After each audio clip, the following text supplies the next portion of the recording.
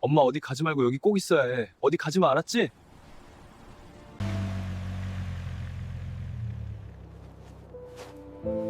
살을 애는 듯한 칼바람이 제 뺨을 후려치고 지나갑니다. 하늘에 구멍이라도 난 듯 쏟아지는 한방눈이 시야를 가리는데 저 멀리 붉은 미등을 켠 검은색 세단이 미끄러지듯 요양원 정문 비탈길을 내려가고 있습니다. 저 차는 제 아들의 차입니다. 아니, 방금 전까지 제 목숨보다 귀하게 여겼던 아들이라 믿었던 짐승만도 못한 놈의 차입니다. 차창 밖으로 희뿌연 배기가스를 내뿜으며 멀어지는 그 차의 뒷모습을 보면서 저는 울지 않았습니다. 눈물조차 얼어붙어 나올 수가 없었다는 게 맞겠지요. 그저 멍하니 제 발치에 놓인 낡은 보따리 하나를 내려다볼 뿐이었습니다. 70평생 시장 바닥에서 생선 내장을 다듬으며 손가락이 굽어지도록 악착같이 모은 30억 재산이 고작 이 눈밭 위에 덩그러니 버려진 보따리 신세가 되었다는 사실이 믿기지 않아서였을까요? 입고 있는 오리털 점퍼 주머니에 손을 깊숙이 넣었습니다. 손끝에 닿는 차가운 플라스틱의 감촉이 지금 제 심장보다 더 차갑게 느껴집니다. 방금 전 아들 녀석이 제게 했던 말이 귓가에 이명처럼 윙윙거립니다. 엄마, 여기 잠깐만 서 있어. 안에 들어가서 수속 밟고 올게. 날 추우니까 어디 가지 말고 딱 여기 있어야 해. 알았지? 그 뻔한 거짓말. 놈의 눈동자가 불안하게 흔들리는 걸 저는 똑똑히 보았습니다. 핸들을 쥐고 있던 손등에 핏줄이 툭 붉어져 나온 것도 조수석에 앉아 힐끔거리며 사이드 미러를 보던 제 여동생, 아니 이제는 철천지원수가 된 영숙이의 그 비릿한 미소까지도 말입니다. 그들은 아마 지금쯤 차 안에서 히터를 빵빵하게 틀어놓고 낄낄거리고 있겠지요. 알터니가 빠진 것처럼 시원하다며 드디어 늙은 짐짝 하나 처리했다고 샴페인이라도 터뜨릴지 모릅니다. 하지만 놈들은 꿈에도 모를 겁니다. 제가 놈들이 떠나는 뒷모습을 보며 절망에 빠진 게 아니라 서늘한 사리를 다지고 있다는 사실을요. 그리고 이 모든 것이 놈들을 지옥으로 끌고 가기 위한 제 완벽한 연극의 서막이라는 것을 말입니다. 시간을 딱 3시간 전으로 돌려보겠습니다. 오늘 아침 아들놈은 평소와 다르게 살갑게 굴었습니다. 날씨도 좋은데 바람이나 쐬러 가자며 엄마 좋아하는 오리백숙 잘하는 집을 예약해놨다고 너스레를 떨었지요. 그 말에 속는 척 차에 올랐을 때부터 낌새가 이상했습니다. 평소엔 제 옆에 앉지도 않으려던 영숙이가 굳이 조수석에 앉아 콧노래를 흥얼거렸고 차 안에서는 역겨울 정도로 진한 영숙이의 향수 냄새가 진동했습니다. 그 냄새가 마치 시체 썩는 냄새를 감추려는 향 냄새처럼 느껴져 속이 울렁거렸습니다. 저는 차 뒷좌석 구석에 몸을 웅크리고 잠든 척했습니다. 칠순 노인의 특권이랄까요? 노인네가 잠들면 귀도 먹고 눈도 먼 줄 아는 그 어리석음이 놈들의 혀를 풀게 만들었습니다.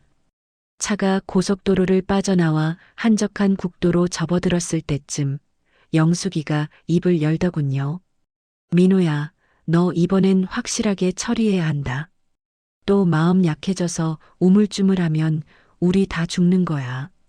사채업자들 독촉 전화 하루에 수십 통씩 오는 거 알지? 이번 달 넘기면 내 공장이고 내 가게고 전부 압류 딱지 붙는다고. 이모 알아. 아는데. 그래도 엄마잖아. 저렇게 멀쩡히 살아계시는데 요양원에 버리는 게 맞나 싶어서. 아이고, 이 등신아. 언니 상태를 봐라. 저게 멀쩡한 거니? 밥 먹다가 국 쏟고 밤마다 헛소리하고 저러다 가스 불이라도 켜놓고 나가면 그 30억짜리 아파트 홀라당 태워 먹는 거야.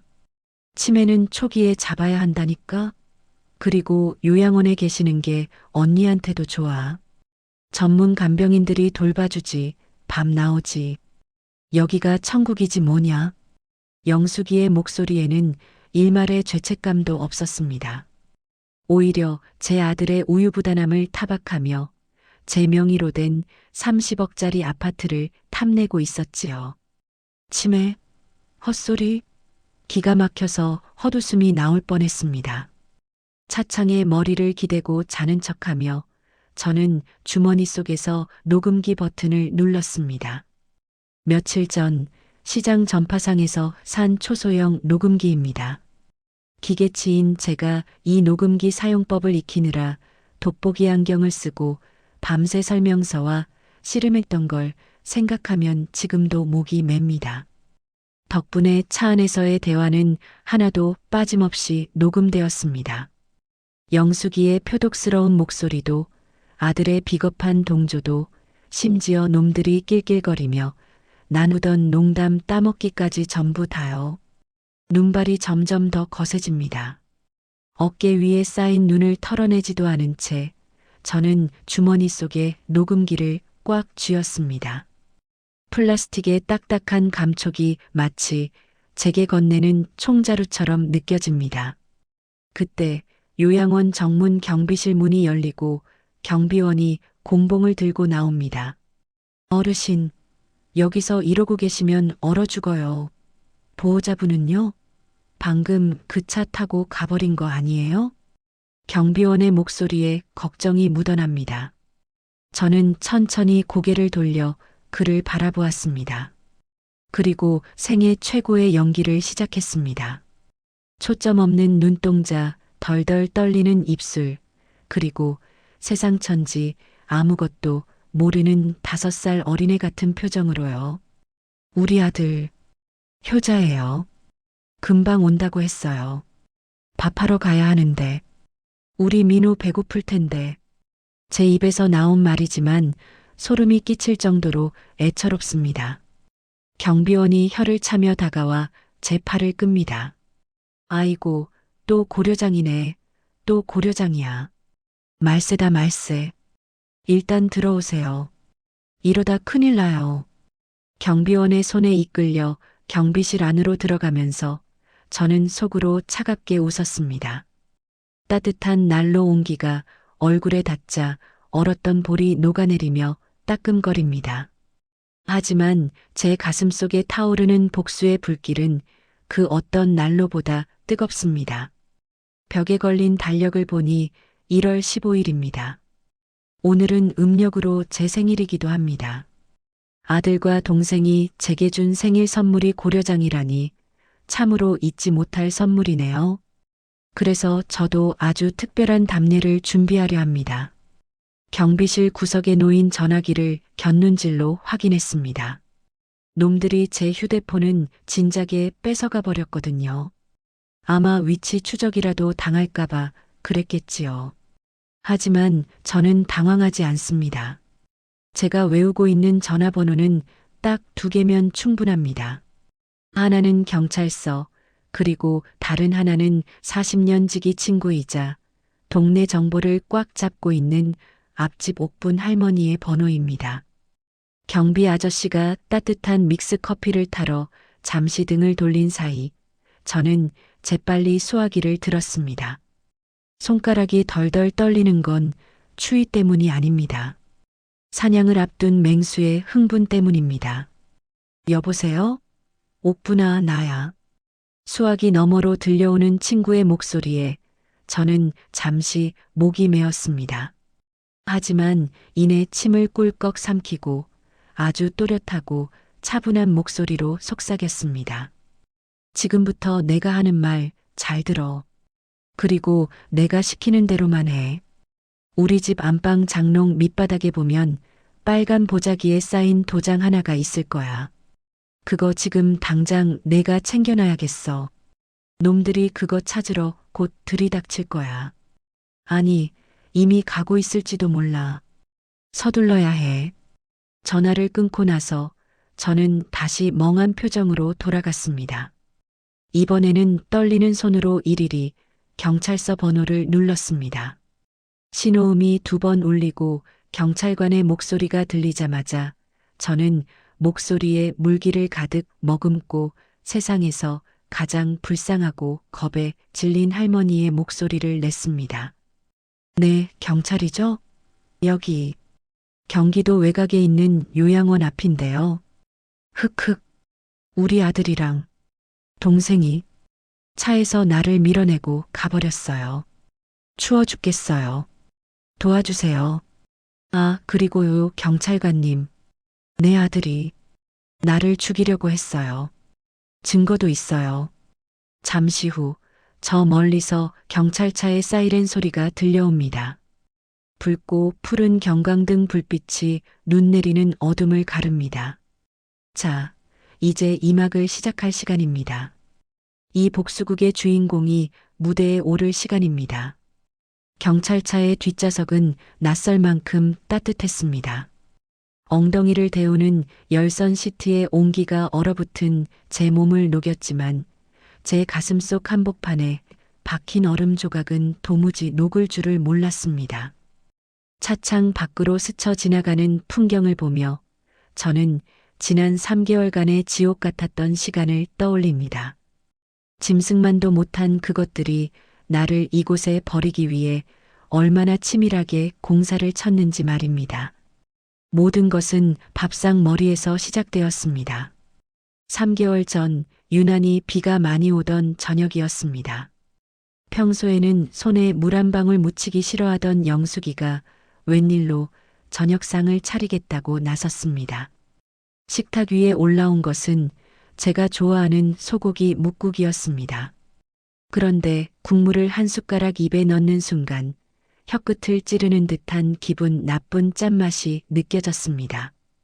단순히 소금을 많이 넣은 짠맛이 아니었습니다. 쇠맛 같기도 하고 쓴 약을 억지로 삼킬 때 나는 그런 비릿한 맛이 섞여 있었습니다. 영수가 국이 좀 이상하다. 맛이 왜 이래? 제가 숟가락을 내려놓자 맞은편에 앉아있던 영숙이의 눈동자가 순식간에 흔들렸습니다. 아주 찰나였지만 제 눈에는 똑똑히 보였습니다. 그리고 그날 밤 저는 자는 척하며 실눈을 뜨고 놈들의 대화를 엿들었습니다. 이모, 이거 진짜 괜찮은 거야? 엄마가 눈치채면 어떡해?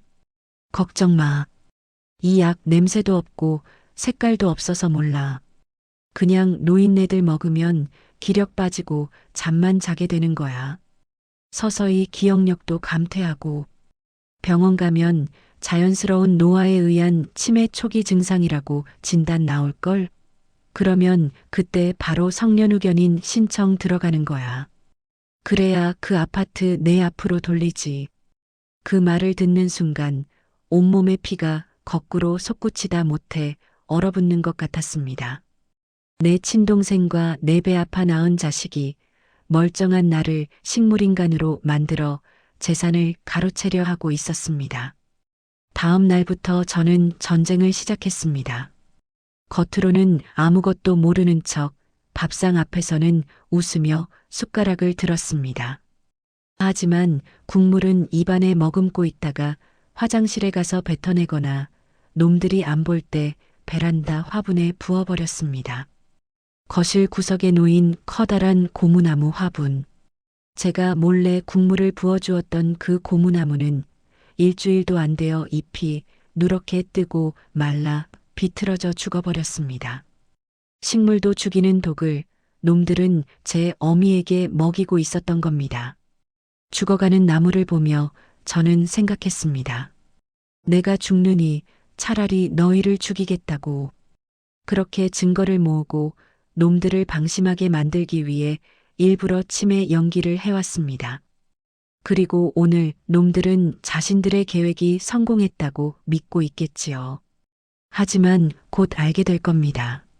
진짜 지옥은 지금부터라는 것을.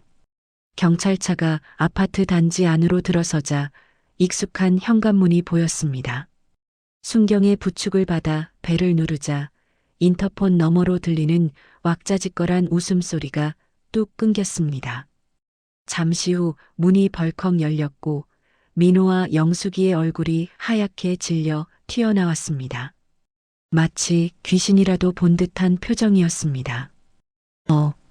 어머니? 경찰관님, 이게 무슨 일입니까? 저희 어머니가 왜? 민호 녀석 순간적으로 당황하더니 이내 표정을 싹 바꾸고는 눈물을 글썽이는 척 연기를 시작하더군요. 저 능청스러운 낯짝을 보니 속에서 뜨거운 것이 울컥 치밀어 올랐지만 저는 입술을 깨물며 혀 짧은 소리를 냈습니다. 집, 우리 집, 아저씨가 데려다 줬어. 헤헤, 배고파. 밥 줘. 순경이 돌아가고 현관문이 닫히는 순간 집안의 공기가 순식간에 서늘하게 바뀌었습니다. 민호와 영숙이의 눈빛에서 가식적인 걱정은 사라지고 살기가 뚝뚝 떨어지는 증오만이 남았습니다. 영숙이가 거칠게 제 팔을 잡아채며 소파로 내동댕이 쳤습니다. 언니, 미쳤어? 경찰은 어떻게 불렀어? 전화기도 없잖아. 이게 진짜 노망이 났나? 놈들은 짐승처럼 달려들어 제 몸을 뒤지기 시작했습니다. 패딩 점퍼 주머니, 바지 주머니, 심지어 양말 속까지. 거친 손길이 제 몸을 훑고 지나갈 때마다 치욕스러움에 온몸이 떨렸지만 저는 바보처럼 웃으며 침을 흘렸습니다. 다행히 놈들은 제 펑퍼짐한 몸빼바지 안쪽, 속옷 깊숙한 곳에 테이프로 붙여둔 녹음기와 꼬깃꼬깃한 영수증 뭉치는 발견하지 못했습니다. 민호가 머리를 감싸쥐며 욕설을 내뱉더군요. 아씨, 진짜 노망난 거 맞아? 어떻게 경찰서 번호를 알고 신고를 해? 우연이겠지. 옛날 사람들은 일일이는 다 알잖아. 그나저나 이모, 이거 위험해. 빨리 처리해야 돼. 며칠만 조용히 있다가 아파트명에 넘기는 날 법무사 오면 도장만 찍게 하고 바로 정신병원 폐쇄병동으로 보내버리자. 요양원으로는 안 되겠어. 그 말을 듣는 순간 제 심장이 쿵쾅거리는 소리가 놈들에게 들릴까봐 숨조차 크게 쉴 수 없었습니다. 요양원도 아니고 폐쇄병동이라니. 놈들은 저를 완전히 사회에서 매장시킬 작정이었습니다. 다음 날 새벽이었습니다. 놈들이 늦잠을 자는 틈을 타 저는 도둑고양이처럼 살금살금 현관문을 열었습니다. 엘리베이터 대신 비상구 계단을 기어 내려가 쓰레기 분리수거장으로 향했습니다. 약속된 장소, 약속된 시간. 그곳에는 옥분이가 패딩 모자를 눌러 쓴 채 파지 묶음을 정리하고 있었습니다. 옥분이는 품 안에서 신문지에 쌓인 무언가를 꺼내 제 손에 쥐어주었습니다. 그것은 놈들이 증거를 인멸하려고 찢어버린 사채 계약서 원본과 민호가 작성한 상속 포기 각서 위조본들이었습니다. 옥분이의 거친 손을 잡자 눈물이 핑 돌았습니다. 고맙다, 옥분아. 이 은혜 내가 죽어서도 잊지 않으마. 옥분이의 응원에 힘입어 다시 집으로 돌아온 저는 부엌 구석에 있는 쌀독 깊숙한 곳에 옥분이가 준 서류 뭉치를 숨겼습니다. 그때였습니다. 달그락 소리에 놀라 뒤를 돌아보니 물을 마시러 나온 영숙이가 부스스한 눈으로 저를 노려보고 있었습니다. 순간 등줄기에 식은땀이 흘렀습니다. 심장이 목구멍까지 튀어나올 것 같았습니다. 들키면 끝이다. 모든 게 수포로 돌아간다. 저는 0.1초의 망설임도 없이 쌀독 뚜껑을 열고 양손을 집어넣어 생쌀을 한 줌 쥐었습니다. 그리고 그 딱딱한 생쌀을 입안에 털어넣고 우적우적 씹기 시작했습니다. 와작 와자작. 딱딱한 쌀알이 잇몸을 찌르고 이빨이 부러질 듯한 고통이 밀려왔지만 저는 멈추지 않았습니다. 입가에 하얀 쌀가루와 피 섞인 침이 범벅되어 흘러내렸습니다. 밥이다. 하얀 밥. 맛있다. 헤헤헤. 아유, 진짜 더러워서 못 봐주겠네. 아침부터 왜 생쌀을 처먹고 지랄이야. 미쳐도 곱게 미치지. 영숙이는 역겹다는 표정으로 헛구역질을 하더니 안방으로 쾅 들어가 버렸습니다. 입안에서는 비릿한 피 맛이 났지만 저는 소리 없이 웃었습니다. 아까 쌀독 앞에서 겪은 아찔한 순간이 오히려 제 연기에 대한 놈들의 의심을 완전히 지워버렸으니까요. 놈들은 이제 제가 진짜로 미쳤다고 확신하고 마음 놓고 마지막 작업을 시작할 겁니다. 내일 오후 2시 법무사가 오기로 한 시간입니다. 그 시간이 바로 심판의 시간입니다. 저는 거실 소파에 앉아 텔레비전을 보는 척하며 놈들의 동태를 살폈습니다. 민호는 누군가와 통화하며 굽신거리고 있었습니다. 네, 사장님. 내일이면 확실합니다. 네, 입금 바로 해드릴게요. 이자는 좀 깎아주시는 거죠? 네. 어머니요? 아유, 걱정 마십시오. 도장만 찍으면 바로 시설로 보낼 거니까 뒤탈 없습니다. 통화를 끄는 민호가 이모를 보며 킬킬거렸습니다. 이모, 드디어 끝났다. 내일이면 이 지긋지긋한 노인네 수발도 끝이고 빚도 다 청산이야. 우리 빚 8억 갚고 나면 남는 게 한 22억 되니까 이모랑 나랑 반반 나누면 11억씩은 떨어지겠네. 11억? 꿈도 야무지구나. 너희에게 남을 건 11억이 아니라 차가운 철창뿐일 게다. 다음 날 아침 결전의 날이 밝았습니다. 창밖에는 어제 내리던 눈이 그치고 햇살이 비쳤지만 지방 공기는 무덤 속처럼 차갑고 습했습니다. 오후 1시 55분 초인종 소리가 정막을 깼습니다. 딩동. 왔다. 영숙이가 화색이 돌며 현관으로 뛰어나갔습니다. 들어온 사람은 검은 가방을 든 중년 사내였습니다. 법무사 사무장이라는 그 남자는 거실 탁자 위에 서류 뭉치를 펼쳐 놓았습니다. 부동산 매도용 인감증명 위임장, 증여계약서, 그리고 빚 변제를 위한 근저당 설정 계약서들. 그 종이 한 장 한 장이 제 피와 땀으로 일군 이 집을 갈기갈기 찢어밟길 칼날들이었습니다. 자, 어머니. 여기, 그리고 여기에 도장만 찍으시면 됩니다. 그러면 아드님이 편안하게 모신다고 하니까요. 사무장이 제 손에 인주가 묻은 도장을 쥐어주었습니다. 민호가 제 옆에 바짝 붙어 앉아 제 손을 감싸쥐었습니다. 녀석의 손바닥은 긴장해서인지 축축한 땀으로 젖어 있었습니다. 엄마, 빨리 찍어. 이거 찍으면 엄마 좋아하는 갈비 사줄게. 응? 제 손이 덜덜 떨리기 시작했습니다. 연기가 아니었습니다. 분노가 평생을 바쳐 키운 자식에게 배신당했다는 그 참담한 분노가 손끝을 타고 올라와 온몸을 진동시켰기 때문입니다. 도장이 서류의 인감란 위에서 허공을 맴돌았습니다. 1cm, 5mm. 도장이 종이에 닿기 직전이었습니다. 쾅! 제가 갑자기 도장을 쥔 손으로 탁자를 내리쳤습니다. 고막을 찢는 듯한 굉음과 함께 정적이 흘렀습니다. 놈들은 제가 발작이라도 일으키는 줄 알고 긴장한 기색이 역력했습니다.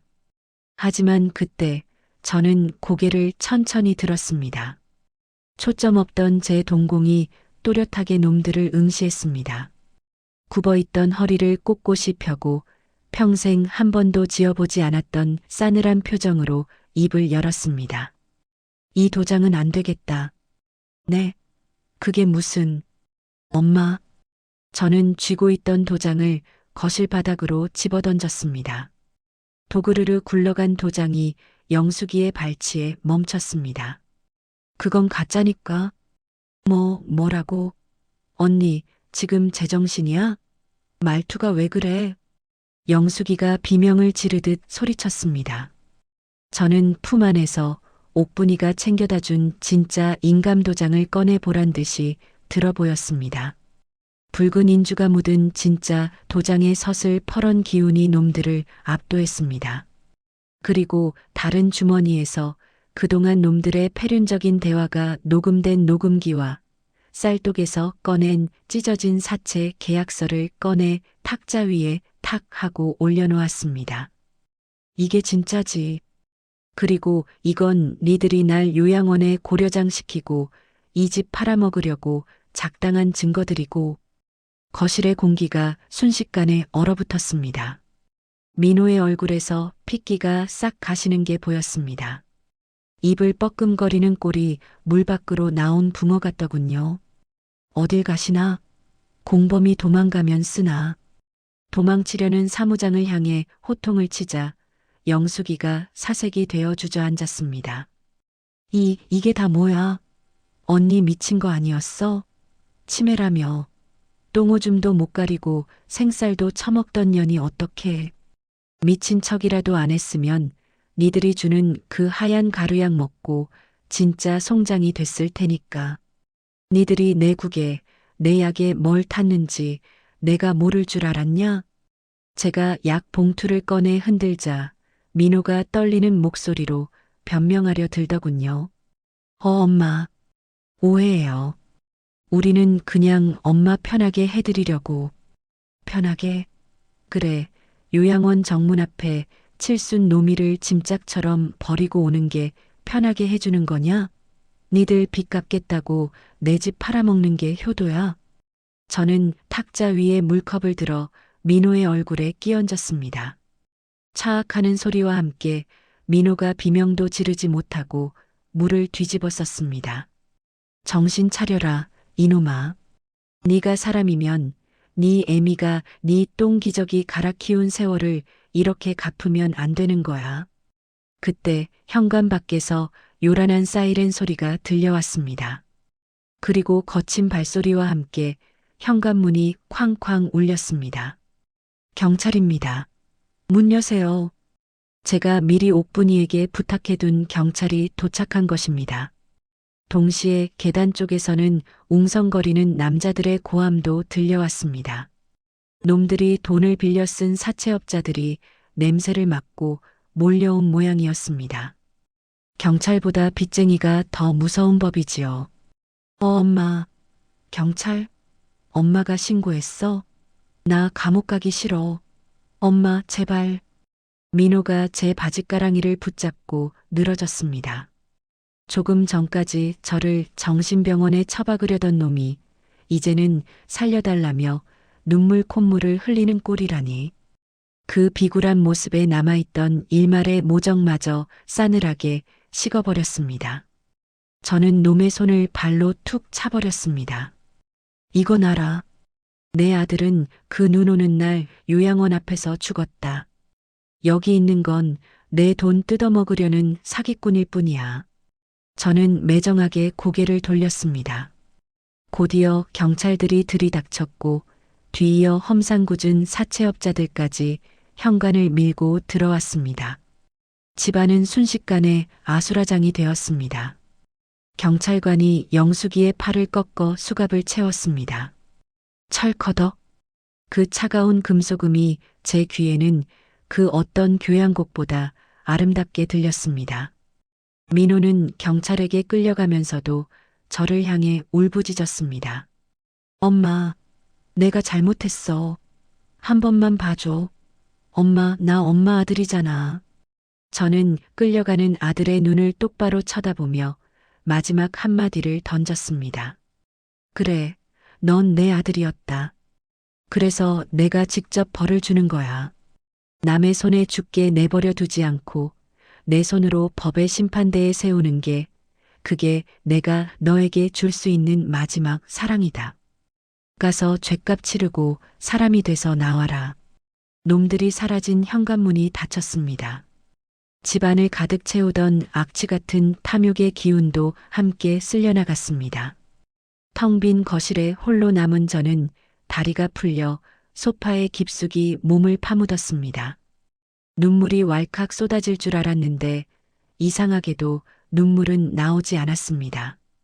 그저 가슴 한구석을 짓누르던 거대한 바위가 사라진 듯 허전하면서도 시원한 바람이 가슴속을 훑고 지나갔습니다. 3개월이 흘렀습니다. 봄이 완연해진 아파트 베란다에는 제가 다시 심은 철쭉이 붉은 꽃망울을 터뜨렸습니다. 놈들의 재판은 순조롭게 진행 중입니다. 제가 제출한 녹음 파일과 약물 검사 결과는 빼도 박도 못할 증거가 되어 놈들에게 존속살해 미수죄로 중형이 내려질 거라고 변호사가 전해주더군요. 사채업자들에게 넘어갈 뻔한 아파트는 제가 미리 걸어둔 가처분 신청 덕분에 안전하게 지킬 수 있었습니다. 딩동. 경쾌한 초인종 소리에 저는 미소를 머금고 현관으로 나갔습니다. 옥분이가 김이 모락모락 나는 쑥개떡 접시를 들고 환하게 웃으며 서 있었습니다. 쭈글쭈글한 그 얼굴이 제 눈에는 천사처럼 보였습니다. 어서 와라, 옥분아. 안 그래도 커피물 올려놨다. 우리는 베란다 창가에 마주 앉았습니다. 따뜻한 햇살이 우리 두 늙은이의 어깨를 감싸 안았습니다. 70평생 저는 누군가의 딸이었고 아내였고 엄마였습니다. 하지만 그 끝이 비참한 배신일 줄은 꿈에도 몰랐습니다. 그러나 후회하지 않습니다. 그 배신 덕분에 저는 깨달았으니까요. 나를 지킬 수 있는 건 오직 나 자신뿐이라는 것을. 여러분도 잊지 마세요. 내 인생의 주인공은 바로 나 자신이라는 걸.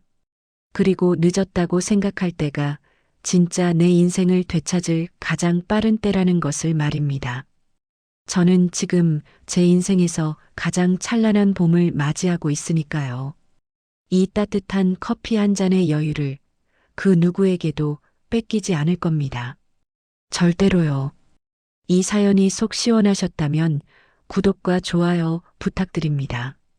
여러분의 댓글은 큰 힘이 됩니다.